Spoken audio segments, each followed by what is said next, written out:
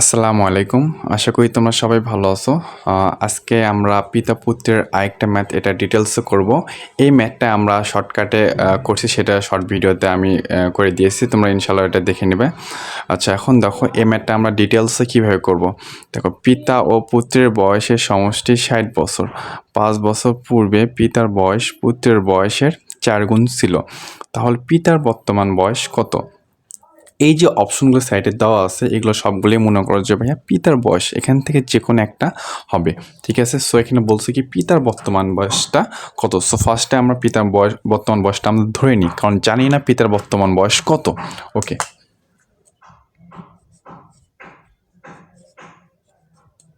ধরি পিতার বর্তমান বয়স এক্স। ঠিক আছে, এক্স যে কোনো একটা চলক, তোমরা যে কোনো কিছু ধরে নিতে পারো, কোনো সমস্যা নেই। সো এখন বলছে কি ভাইয়া পিতা ও পুত্রের বয়সের সমষ্টি কত বলছে? 60 বছর। তাহলে এখান থেকে পুত্রের বয়সটা কী হবে ভাইয়া?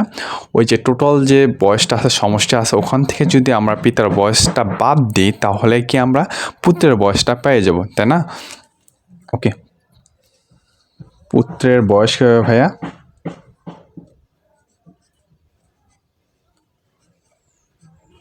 পুত্রের বয়স কত হবে? 60 মাইনাস এক্স।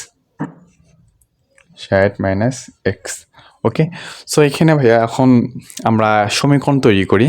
আচ্ছা, এই ম্যাথগুলো তোমার মেইন জিনিসটা হলো কি ভাইয়া? সমীকরণ তৈরি করা। সো এখন আমরা সমীকরণটা তৈরি করি। দেখো কী বলছে, যে 5 বছর পূর্বে পিতার বয়স পুত্রের বয়সের 4 গুণ ছিল। আচ্ছা, যত গুণই বলো কোনো সমস্যা নেই, 5 বছর পূর্বে বলছে। পূর্বে বললেই আমরা কি করব ভাইয়া? এই যে পিতার বর্তমান বয়স আর পুত্রের যে বয়সটা এখানে আমরা বের করলাম বা লিখলাম, ধরে নিলাম, এখান থেকে আমরা যত বছর বলবে বা পূর্বে বলবে তত আমরা কি করব, ওখান থেকে আমরা বিয়োগ করব। ঠিক আছে, তো দেখো তাহলে ফার্স্ট ইকুয়েশনটা কী হবে? এক্স মাইনাস 5 বছর পূর্বে বলছে, তাই না? সো এই যে এটা। আচ্ছা, এটা হলো কি ভাইয়া? পিতার বর্তমান বয়স, যেখান থেকে আমরা 5 বিয়োগ করলাম। ঠিক আছে, আচ্ছা এটা 1 নাম্বার ইকুয়েশন দিই। ওকে, সো আচ্ছা ইকুয়েশন না দিলেও হবে। পুত্রের বর্তমান বয়স, সেখান থেকে আমরা কি করবো ভাইয়া? এখন 5 বিয়োগ করব। তাহলে কত হচ্ছে দেখো, 60 মাইনাস এক্স মাইনাস কত? 5। ঠিক আছে, সো এখন দেখো প্রশ্ন মতে দিয়ে আমরা লিখি। প্রশ্ন মতে, আচ্ছা এই দুটো আগে আমরা লিখি, তারপরে কার সাথে 4 গুণটা করবে, এটা হলো মেইন জিনিস কিন্তু। ঠিক আছে, সো দেখো এক্স মাইনাস 5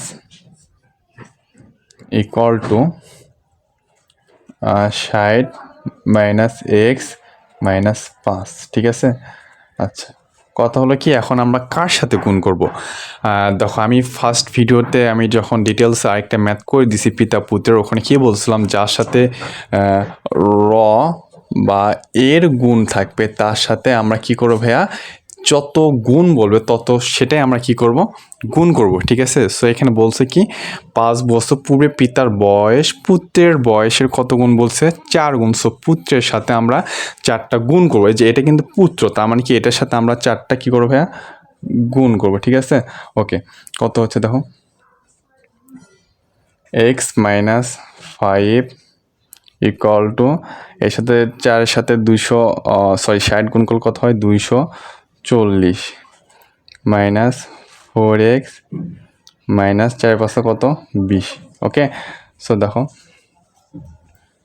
এক্স মাইনাস 5, আচ্ছা 240 থেকে 20 বাদ দিলে হয় 220, আচ্ছা মাইনাস 4x বাস 4x। আচ্ছা এক্স, এই মাইনাস 4xটা এদিকে আসলে কী হবে ভাই? 4x। আর 5টা এদিক গেলে কী হবে ভাই? 225। আচ্ছা এখানে কত হচ্ছে ভাই? 5x আর 225। তাহলে এক্স ইজ ইকুয়াল টু কত হচ্ছে? 225-এর নিচে এদিকে 5 এদিকে আসলে ভাগ হয়ে যাবে, এটা ভাগ করলে হবে কি? 45। আচ্ছা, এই যে এক্সের মান যেটা পারলাম না, এটা হলো কি ভাই? পিতার বয়স। এই যে পিতার বয়স যেটা আমরা এক্স ধরে নিয়েছিলাম, এই চলকের মান কত পারলাম? 45। সো এটা হবে কি অ্যান্সার। যদি বলে পুত্রের বয়স কত, পুত্র যদি বলে না তাহলে অ্যান্সারটা হবে কি এই 60, এই যে 60-এর জায়গায় 60 মাইনাস এক্সের জায়গায় আমরা 15টা বসে দেবো। 60 মাইনাস 15 করলে কত হচ্ছে, সরি এই যে 45টা বসে দেবো, সরি 45 বসে দিলেই তো অ্যান্সার 15 হবে। সো যদি পুত্র বলতো তাহলে অ্যান্সারটা কত হতো, 15। ওকে।